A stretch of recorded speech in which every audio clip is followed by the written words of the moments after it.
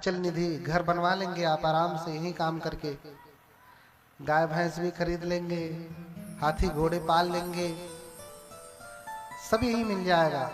विद्या भी यही अर्जन कर लेंगे, डॉक्टर इंजीनियर प्रोफेसर हो जाएंगे। हाँ, पैसा कमा लेंगे आप, सब कुछ यही अर्जन कर लेंगे। लेकिन इन सबसे अनुगामिक निधि प्राप्त होने वाली नहीं है जो हमारे बाद भी हमारे साथ जाए। हाँ, मरने के बाद भी हमारे साथ जाए, जिसके लिए हम इतना प्रयास करते हैं। मरने के बाद भले आपके सामने लिख दिया जाए स्वर्गवासी, जब कोई मरता है तो सबके सामने क्या लिखा जाता है? स्वर्गवासी या स्वर्गीय। जो सबसे बड़ा चोर होता है उसके सामने भी स्वर्गीय लिखा जाता है। सबसे बड़ा बेईमान जो होता है वो भी मरता है तो क्या लिखा जाता है? स्वर्गीय, स्वर्गवासी। अच्छा, यही सब स्वर्ग में जाएंगे तो जो धर्मार्थी हैं वो कहाँ जाएंगे? हाँ, चोर बेईमान भी सब जाएंगे स्वर्ग में, ईमानदार भी जाएंगे सब स्वर्ग में। तो फायदा क्या है इतना धर्म करने का? इसलिए बौद्ध धर्म में सबको स्वर्गवासी नहीं लिखा जाता है। हाँ, बौद्ध धर्म में सबको स्वर्गवासी नहीं लिखा जाता है। हाँ, उनको स्कंध विलीन, तत्व विलीन, माने पांचों स्कंध में मिल गया, यानी माटी माटी में, पानी पानी में, हवा हवा में, चेतना चेतना में मिल गई। बस कहने का तात्पर्य यही है। स्वर्ग गए नरक गए हम नहीं जानते।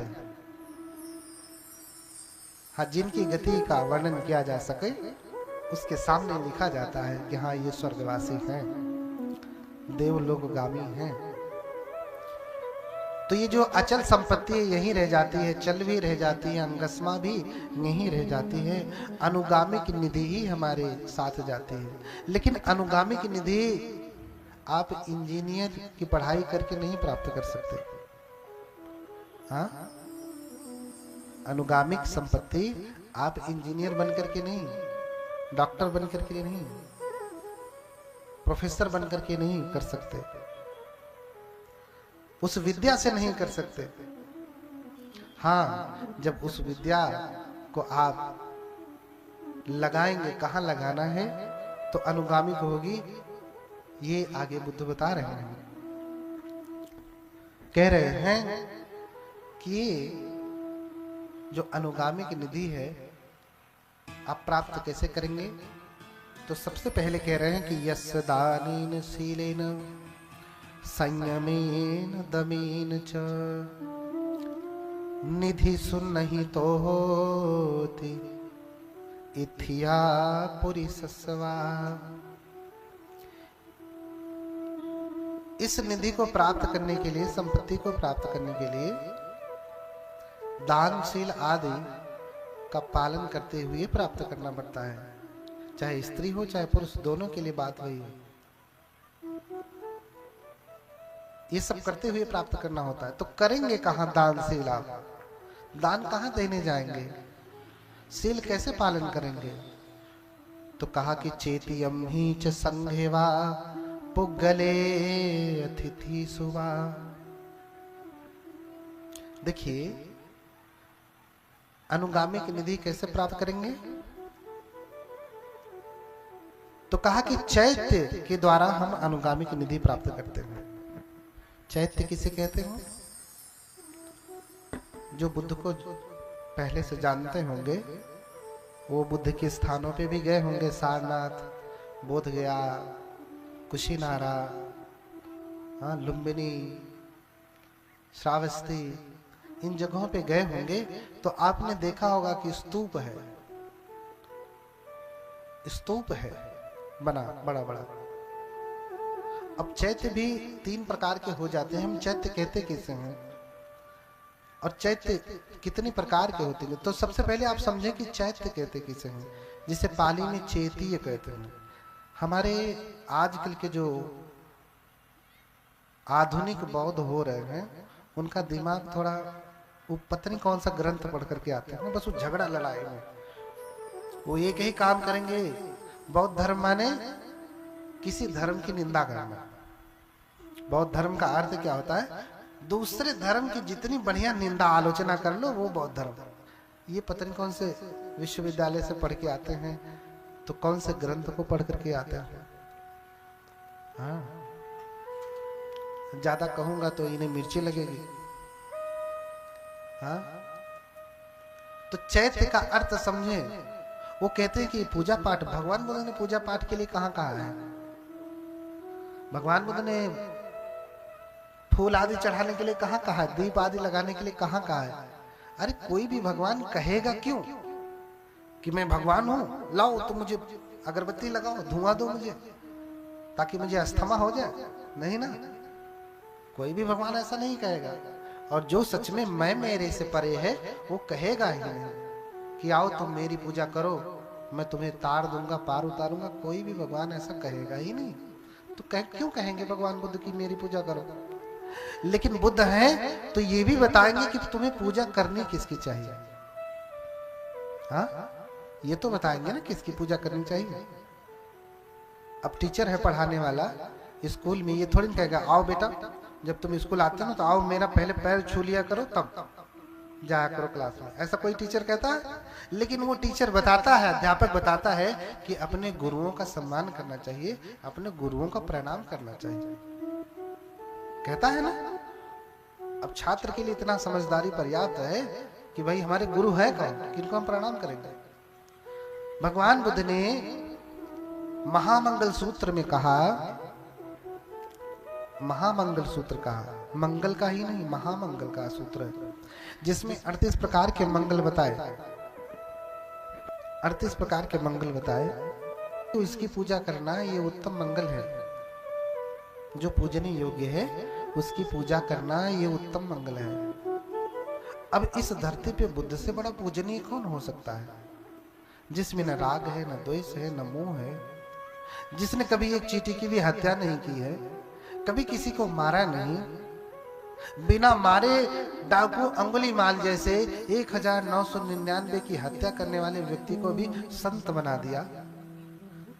क्योंकि भगवान है ना, भगवान में इतना सामर्थ्य होता है कि दुष्ट से दुष्ट व्यक्ति को भी वो संत बना देते हैं। इसलिए बुद्ध को कहा गया पुरुषोत्तम सारथी सत्था देव मनुष्यानम बुद्धो भगवाति। पुरुषोत्तम सारथी कहा, यानी दुष्ट से दुष्ट व्यक्ति को, जैसे बिगड़ेल से बिगड़ेल घोड़े को भी सारथी नियंत्रण में कर लेता है, ऐसे ही भगवान बुद्ध दुष्ट से दुष्ट, बिगड़े से बिगड़े व्यक्ति को भी भगवान बुद्ध नियंत्रण में कर लेते हैं।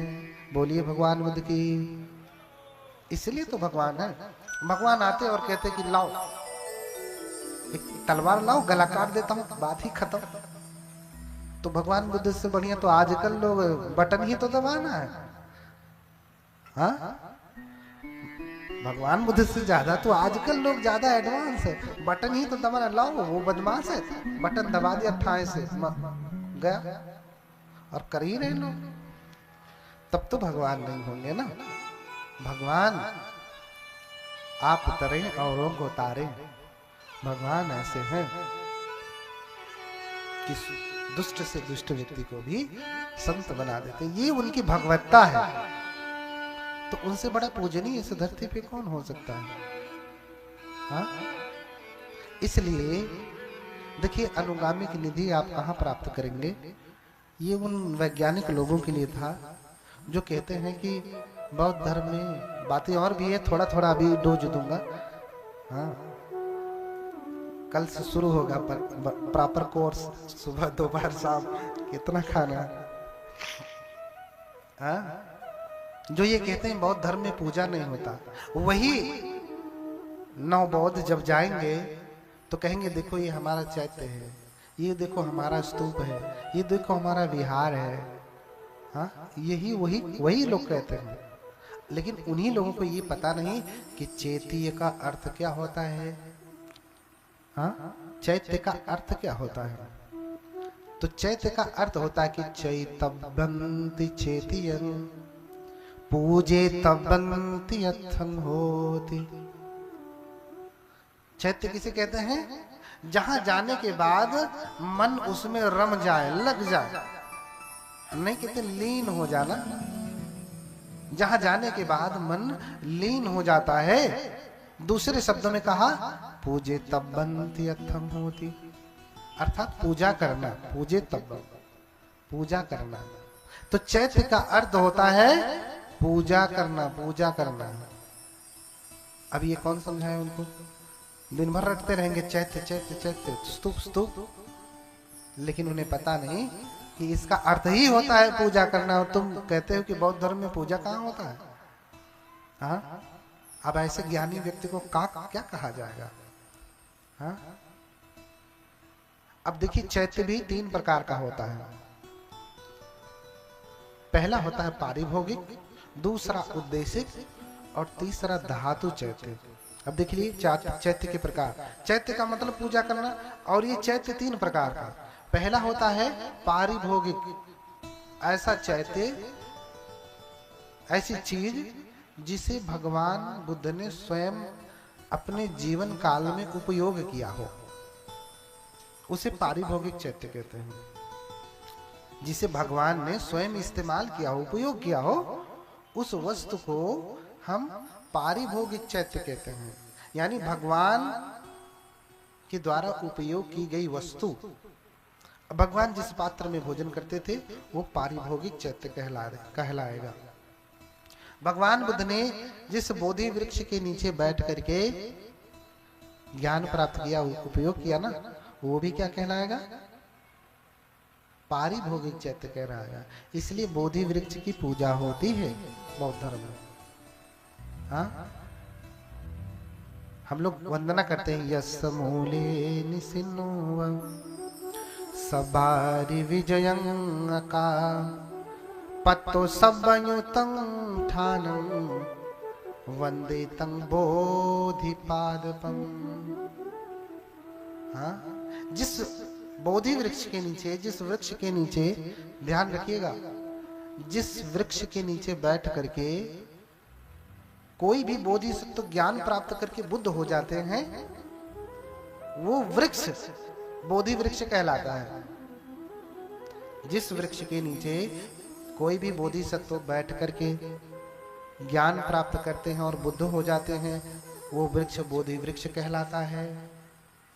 ये जो गौतम बुद्ध हैं वो पीपल के वृक्ष के नीचे ज्ञान प्राप्त किए, इसलिए इस समय वर्तमान के जो बुद्ध हैं, इस कल्प के जो बुद्ध हैं वो गौतम बुद्ध हैं। इसलिए हम लोग जो है बोधि वृक्ष की पूजा करते हैं। अन्यथा अन्य जो बोधिसत्व हैं उनके बोधि वृक्ष अलग हैं। किसी के पद्म है, किसी के पुंडरीक है, किसी के अम्ब है। ऐसे जितने भी बुद्ध हैं उनके बोधि वृक्ष अलग अलग हैं। तो जिन वस्तुओं का भगवान उपयोग करते हैं वो पारिभोगिक पूजा होती है ना, वो पारिभोगिक चैत्य कहलाता है। यानी बोधि वृक्ष का मतलब पूजा, ऐसा वृक्ष जिसकी पूजा होनी चाहिए, इसलिए बोधि वृक्ष की पूजा होती है। जिस वस्त्र को भगवान ने उपयोग किया, अगर वो वस्त्र अभी होता तो वो पारिभोगिक चैत्य होता है ना। जिन जिन चीजों का भगवान ने उपयोग किया है वो पारिभोगिक चैत्य कहलाता है। दूसरा होता है उद्देशिक, जिसे उद्देश्य करके बनाया जाता है, जिसे उद्देश्य करके बनाया जाता है ना। इसलिए हम एक वंदना करते हैं कि वंदामि चेत्यम सबं सबठाने सुपतिष्ठितं शारीरिक धातु महाबोधि बुद्ध रूपं सकलं सदा। समस्त चैत्यों की मैं वंदना करता हूं, जितने भी प्रकार के चैत्य, पारिभोगिक, उद्देशिक और धातु। तो जिसे उद्देश्य करके बनाया जाता है, जैसे ये मूर्ति बनी है ना भगवान बुद्ध की, इसे उद्देश्य करके बनाया गया है कि भगवान बुद्ध ऐसे थे। अब कोई उस समय कैमरा नहीं था कि फोटो ले लिया जाए, भगवान बुद्ध ऐसे थे। तो कैसे बनी ये मूर्ति? भगवान बुद्ध के 32 महापुरुष लक्षण और 80 अनुव्यंजनों के आधार पे बनी। भगवान बुद्ध के पास 7 ही महापुरुष लक्षण नहीं है, 32 महापुरुष लक्षण है। कहते हैं जिस पुरुष में 7 महापुरुष लक्षण होते हैं वो महापुरुष होता है। ना ना, बुद्ध में तो 32 महापुरुष लक्षण है। 32 लक्षण उपेता असीतानुव्यंजनाधरा। इस धरा पर 32 महापुरुष लक्षण और 80 अनुव्यंजनों से युक्त सिर्फ भगवान ही है। बोली भगवान बुद्ध की। उनके पैरों में चक्र हैं, चक्रवरंकित रक्त सुपादो लखन चिंचित पुण्य शरीरो। उनके पूरे शरीर में महापुरुष लक्षण है। पैर में तो चक्र है, पूरे शरीर में अजानु बाहु है। खड़े होते हैं तो उनकी भुजा खड़े खड़े ही घुटनों को छू लेंगे। कान उनके लंबे हैं, देखिए यहाँ मूर्ति भी बनी है। तो भगवान बुद्ध के महापुरुष लक्षण को देख करके, समझ करके ये मूर्ति बनाई गई है। एकदम 100% चेहरे की कटिंग, फेस कटिंग वगैरह वैसे नहीं है, लेकिन ऐसे थे। इसलिए श्रीलंकन बुद्ध की मूर्ति थोड़ी सी अलग होगी, थाईलैंड के बुद्ध की मूर्ति थोड़ी सी अलग होगी, कंबोडिया की थोड़ी सी अलग होगी, भारतीय थोड़ी अलग होगी, लेकिन सभी मूर्तियों को आप देख करके जान जाएंगे कि ये बुद्ध ही है। क्यों? क्योंकि सब में वो 32 महापुरुष लक्षण आपको दिखेंगे। फेस कटिंग आदि भले थोड़ी सी भिन्न हो।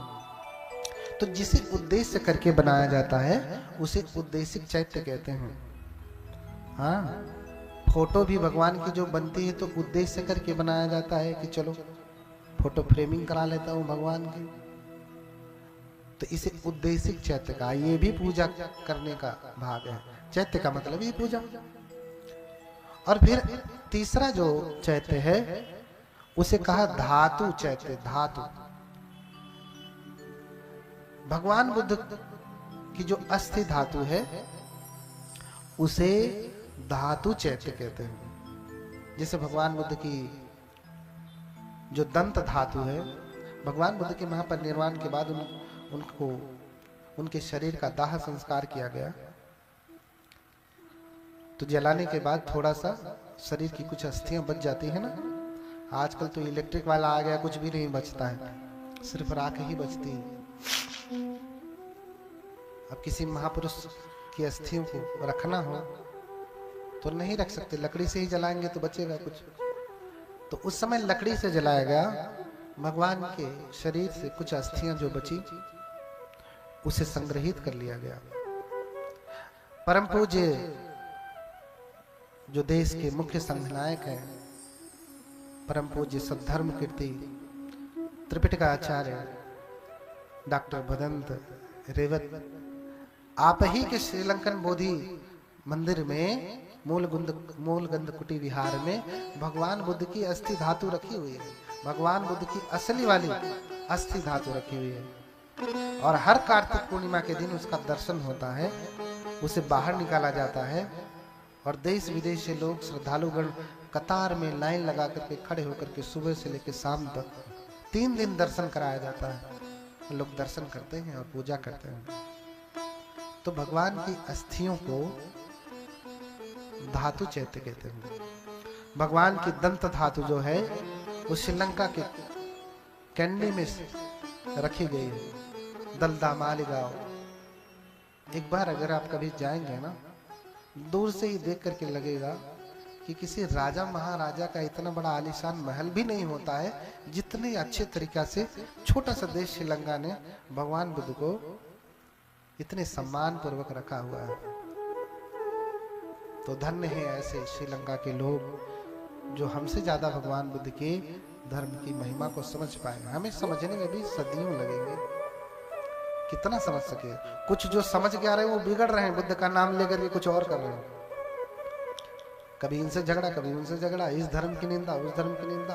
असली धर्म से वो बहुत दूर है। इस जन्म में तो मनुष्य हो गया, अगले जन्म का तो कोई भरोसा नहीं कि क्या होगा। जो भगवान के भाष्य को अभाष्य करता है उसके पतन का पूरी गारंटी है कि पतन ही होने वाला। जो भगवान के कहे को कहता है कि नहीं भगवान ने नहीं कहा, और ना कहे को कहता नहीं भगवान ने ही कहा, तो उसका पतन तो तय है। तो 3 प्रकार के चैत्य कहे गए। पारिभोगिक, उद्देशिक और धातु। और इनका अर्थ ही होता है पूजा। यानी मूर्ति कह रहे, मूर्ति माने पूजा करो। मूर्ति भी क्या है? चैत्य है। फोटो भी क्या है? चैत्य है। धातु भी उनकी शरीर धातु क्या है? चैत्य है। बोधि वृक्ष क्या है? चैत्य है। पूजा है, पूजा। भगवान बुद्ध का पात्र क्या है? चैत्य है। भगवान बुद्ध का पात्र पाकिस्तान के म्यूजियम में रखा है, बड़ा सा पात्र। और हमारे भारत में इतना सामर्थ्य नहीं कि वापस लेकर के आए। जब आप में सामर्थ्य होगा तो लाएंगे, पूजा करेंगे। हाँ, बोलिए भगवान बुद्ध की। तो हम अनुगामिक निधि कैसे प्राप्त करेंगे? ऐसी संपत्ति जो जीवन के साथ भी और जीवन के बाद भी। तो बुद्ध ने कहा, चेतियम ही च संघेवा पुग्गले अतिथि सुवा। कहा कि चैत्य सबसे पहला क्या है? चैत्य के पास से ही ये अनुगामिक निधि होगी। अर्थात हम बुद्ध की पूजा करके ही ऐसा पुण्य प्राप्त करते हैं जो जीवन के साथ भी और जीवन के बाद भी। समझ रहे ना? चेतियम ही, चैत्य के पास जाना चाहिए। अर्थात बुद्ध के पास आ रहे हैं तो आप यहां से पूजा करके आप अनंत पुण्य को प्राप्त करते हैं। उनकी बात छोड़िए जो कहते हैं बौद्ध धर्म में पूजा नहीं होती, उनको मेरे पास लाइएगा। लेकिन ज्ञानी हो, वो नहीं कि खूंटा यहीं गड़ेगा वाला। खूंटा यहीं गड़ेगा तो तू भैया गाड़ता रहे अपना दिन भर। कोई बुद्धिमान हो जिसके पास शास्त्रार्थ करने की विधा हो, जो बुद्धि से बात करता हो। बोलिए भगवान बुद्ध की। तो भगवान बुद्ध के पास आकर के ही आपको पुण्य प्राप्त होगा। दूसरा कहा संघेव। अब हम संघ के पास जाते हैं। संघ यानी भगवान बुद्ध का श्रावक संघ। सुपटिपन्नो भगवतो सावक संघो। उजुपटिपन्नो भगवतो सावक संघो। न्यायपटिपन्नो भगवतो सावक संघो। सामीचिपटिपन्नो भगवतो सावक संघो। ये भगवान का श्रावक संघ है। कितने हो गए? 4। यदि चत्तारि पुरिस युगानि अठ पुरिस पुग्गला एस भगवतो सावक संघो। आहुनयो। ये जो भगवान के श्रावक संघ है क्या करने योग्य है? आहुनयो, आह्वान करने योग्य है, निमंत्रण देने योग्य है। निमंत्रण, उसको निमंत्रण ना दीजिए जो मांस भक्षी है, जो लाल पानी पीने वाला है, जो जलतरई खाने वाला है, जो पक्षी फल खाने वाला है, लाल साग खाने वाला है। उसको निमंत्रण, वो निमंत्रण का अधिकारी नहीं। निमंत्रण का अधिकारी कौन? एस भगवतो सावक संघो। ये भगवान का श्रावक संघ है। क्या करने योग्य है? आहुनयो, निमंत्रण देने योग्य, बुलाने योग्य, आह्वान करने योग्य है। पाहुनयो, पाहुन बनाने योग्य। पाहुन गेस्ट हो, अतिथि बनाने योग्य है। लेकिन आपके यहाँ तो अतिथि वही बनते हैं, गए और कटा खूब, तब तो बढ़िया अतिथि। गए और बढ़िया खूब मशरूम की सब्जी खिलाया, लेकिन ये नहीं खिलाया तो अरे क्या अतिथि, कुछ अतिथि सत्कार ही नहीं किया। ये खिलाया तो अतिथि सत्कार, नहीं खिलाया तो भैया उस अतिथि के लिए आप किसी की हत्या करके क्यों पाप के भागी होते हो? ऐसे लोगों को लात मार करके दूर करना चाहिए। न हम खाएंगे न हम खिलाएंगे। और जो अतिथि ऐसे हैं उनसे हम दूर से ही हाथ जोड़ लेंगे। दुहाई भगवान की, ऐसे लोगों से बचाएं। तो हम जब पाप अपने लिए नहीं करते तो हम दूसरे के लिए क्यों करें? आहुनिन्यो पाहुनियों दक्षिणियों, और दक्षिणा देने योग्य, दान देने योग्य। इतना ही नहीं, अंजलि करणियों, हाथ जोड़ करके प्रणाम करने योग्य हैं। क्यों क्यों प्रणाम करने योग्य हैं? क्योंकि अनुत्तरं पुण्य खेतन लोकसाति, अनुत्तर पुण्य के खेत हैं। खेत समझते हैं ना? अच्छा, किस खेत में बढ़िया फसल होती है? हाँ, किस खेत में बढ़िया फसल होती है? जो बंजर है, जिसमें कंकड़ पत्थर हैं, जिसमें घास फूस है, नहीं ना? जो बढ़िया है, उपजाऊ है, मिट्टी भुरभुरी है, कोई कंकड़ पत्थर नहीं। जिस खेत की मिट्टी अच्छी है उसमें फसल अच्छी होती है। तो अच्छी फसल चाहिए तो अच्छे खेत में बीज बोना पड़ेगा। इसलिए भगवान ने कहा अनुत्तरं पुण्य खेतं लोकसाति। हाँ, इसलिए बुद्ध कहते हैं कि ये अनुत्तर पुण्य का खेत है।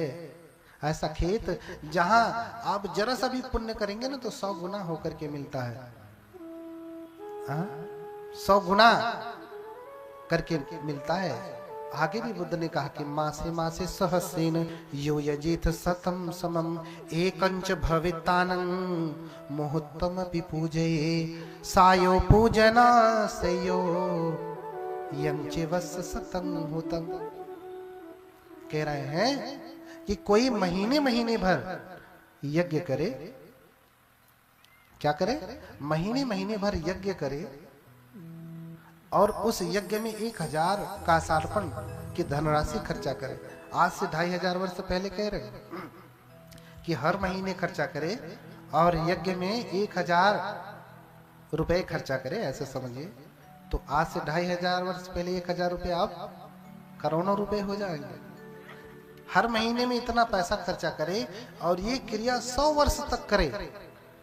महीने में एक बार यज्ञ, 1000 रुपया लगा करके किया हुआ यज्ञ, और कब तक करता है? 100 वर्ष तक करता है।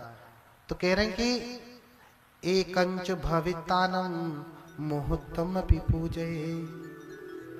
एक भावित चित्त वाले, यानी जिसका चित्त शुद्ध है, साफ है, भावित है, जिसने भावना किया है, साधना किया है, उसकी पूजा एक क्षण के लिए आपने कर लिया ना, मुहूर्त में, मुहूर्त भर के लिए। ब्रह्म मुहूर्त का नाम सुना है?